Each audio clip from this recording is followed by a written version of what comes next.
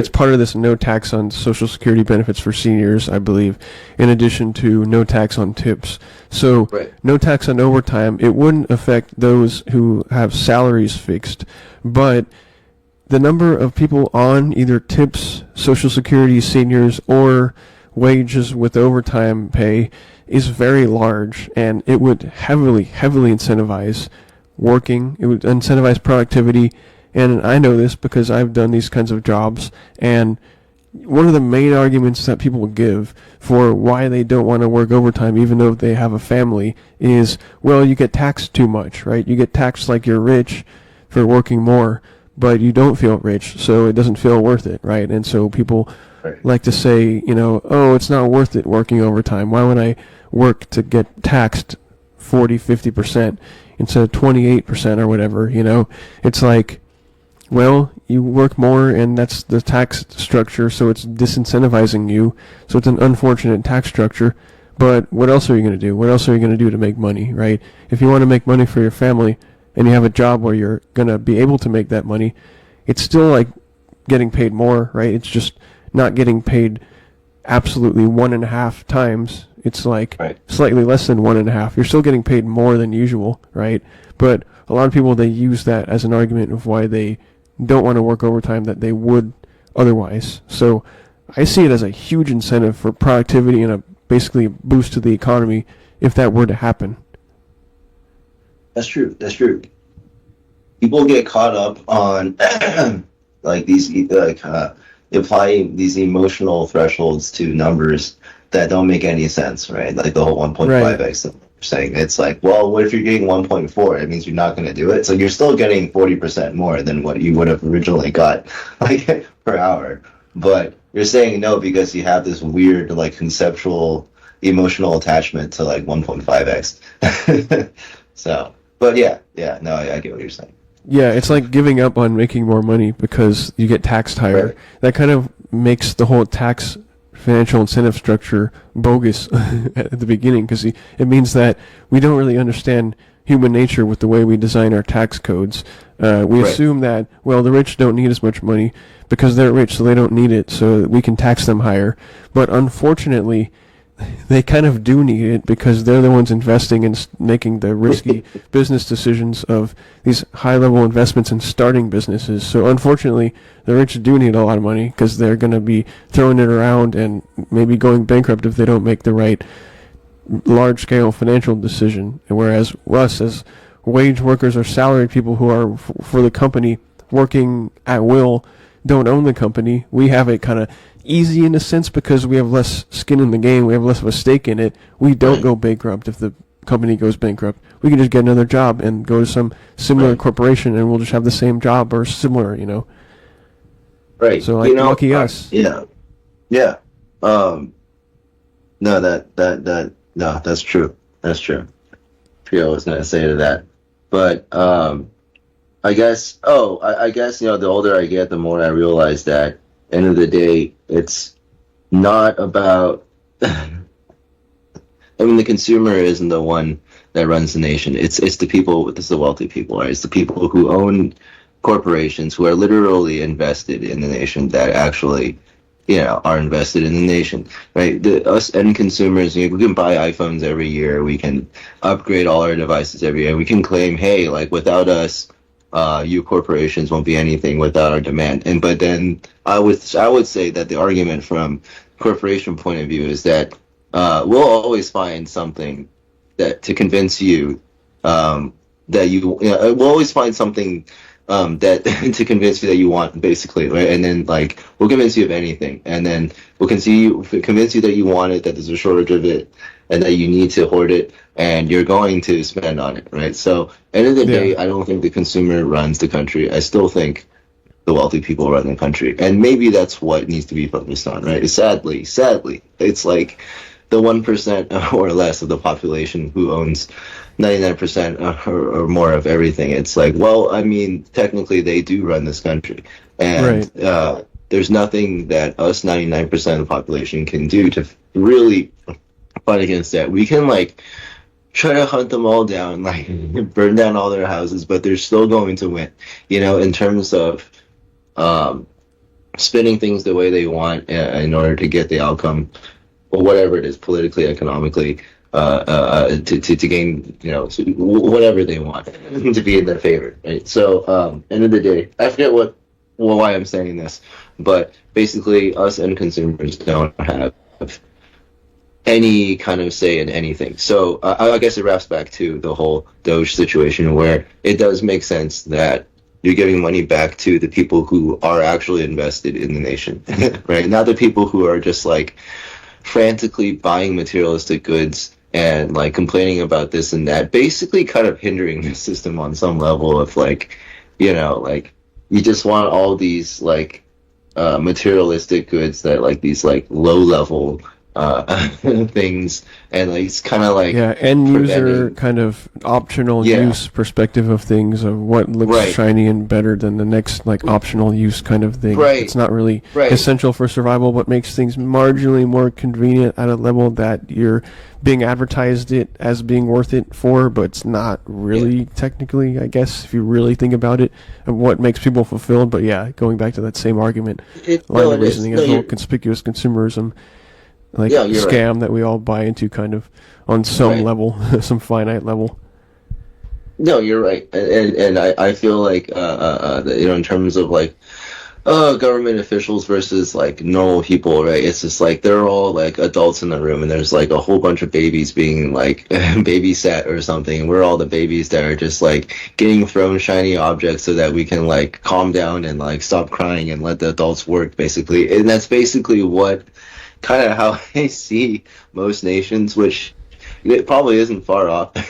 It's like how well can the government keep everyone distracted for them to do the actual quote unquote work that is required to keep the nation running and prosperous and all those things, in order for the people to actually be happy on some basic level that everyone needs, right? Otherwise everyone's just gonna die, but no one's like competent enough to like think about all these things on their own. So, someone's got to do it, right? So it's got to be some like parental sort of figure. Parochial, yeah. Yeah, so that's kind of why I consider the capitalists, or those who hold the means of production, to be the ones kind of best educated, to decide how to actually allocate those resources and means of production. Because a lot of us, if we're consumer type citizens who have a job, we work for a corporation that we're under, so to speak, however you want to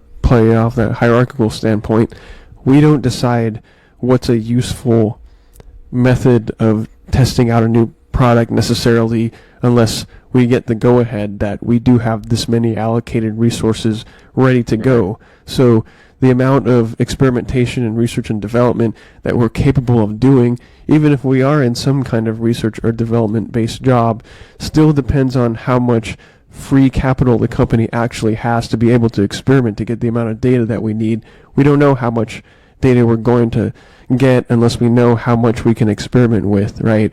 We don't know just how many resources we can waste in order to try and get a good result, because the more you look at companies and large manufacturing facilities and actual production lines and things that pump out tons and tons of these materials that get packaged and sent to get consumed basically and sold on the market, the more you realize just how much waste there really is that corporations and those who allocate the resources don't really even care about, because they know there's always going to be lots and lots of waste on these production lines. And unfortunately, those who worry about this little bit of waste here or there, it's like squeezing the end of the toothpaste to try to not waste any.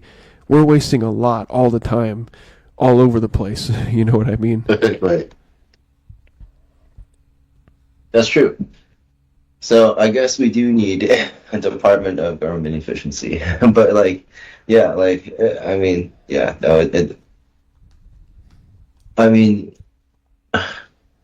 no, it makes sense. And then when you basically you get rid of all the fat or whatever, then it's gotta go somewhere. So I guess it just makes sense to go back to the people, and then pay off national debt. I guess there's another.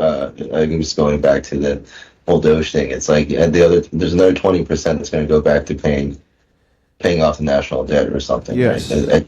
Yeah. So 20% is to go back to the people, 20% to the national debt, and then the other 60% for what, I'm not sure. I guess. But Yeah, that sounds like more government programs because what else would it be, right? right, It's like hopefully right, it's not more foreign aid or whatever. I mean, I guess if we're trying to cut USAID, which is like international development programs, by describing how ridiculous some of them sound and some of these findings from Doge, then hopefully we don't go right back to doing the same thing, right? But I guess it would be the expansion of current government programs and obligations, because part of it is what Musk brings up, which is the Ponzi scheme of Social Security and the unfortunate fact that we all know at this point we're all paying into a system that's paying out the current seniors, not paying into our own kind of lockbox that will be there for us when we get old. We're right, paying into what's currently the old people. Anyone who's young may or may not have that money at the end, meaning it fits the definition of a Ponzi scheme, right? right. And those unfunded liabilities could be in the hundreds of trillions by the time millennials reach age of Social Security benefits, meaning we need to free up so much more space to pay for those, and that might be what he has in mind.